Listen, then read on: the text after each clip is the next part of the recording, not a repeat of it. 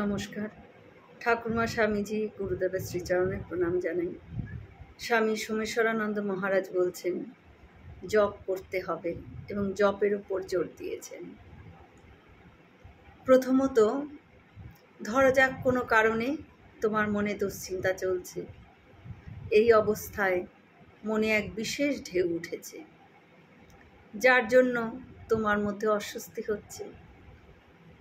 এখন জপ করার অর্থ আমি অন্য এক ঢেউ তুলছি।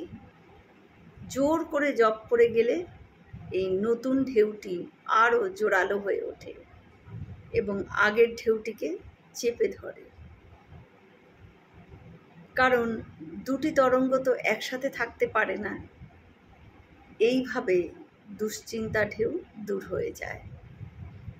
এইভাবে মন থেকে অন্যান্য নেগেটিভ চিন্তা বা ভাবনা তুমি ইচ্ছে মতন দূর করতে পারো এবং মনকে অন্য জায়গায়ও ঘুরিয়ে নিতে পারো। কাজেই আমাদের জপ করতে হবে। দ্বিতীয়ত, মনে সবসময় কোনো না কোনো জ্ঞানে কি অজ্ঞানে আমরা চিন্তা করতেই থাকি।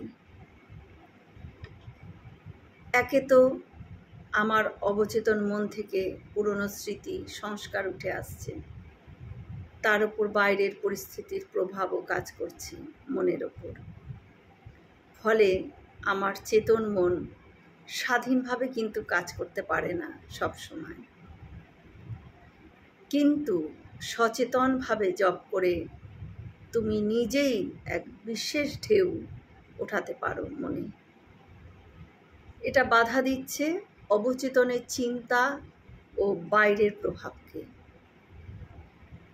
অর্থাৎ আমি সচেতনভাবে ওই দুই ঢেউকে চেপে দিয়ে নিজের ঢেউকে কাজ করাচ্ছি। এভাবে মনকে আমি চালাচ্ছি, আপনি মালিক আর মন ভৃত্য।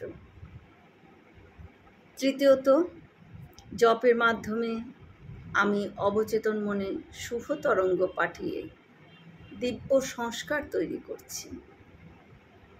কিভাবে? পতঞ্জলি মুনি বলেছেন জপের সময় মন্ত্রের অর্থ ভাবতে হবে। অর্থ কাজে আগে আমাদের জানতে হবে।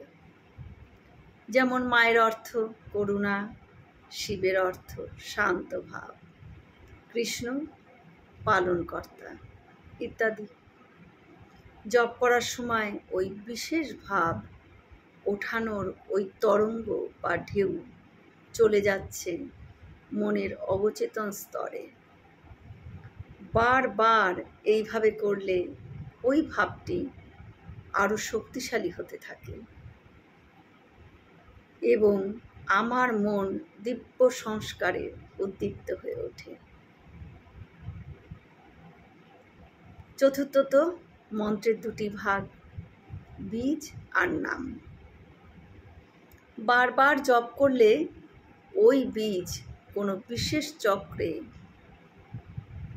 অর্থাৎ মূলাধার ইত্যাদি গিয়ে ক্রমাগত ধাক্কা দিতে থাকে। ফলে চক্র সংযুক্ত নাড়িগুলো কম্পন বা ভাইব্রেশন ওঠে।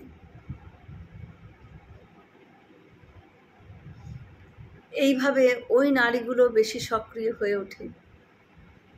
ফলে ওগুলোর মাধ্যমে মনের গতি বা কর্মশক্তি বেড়ে যায়।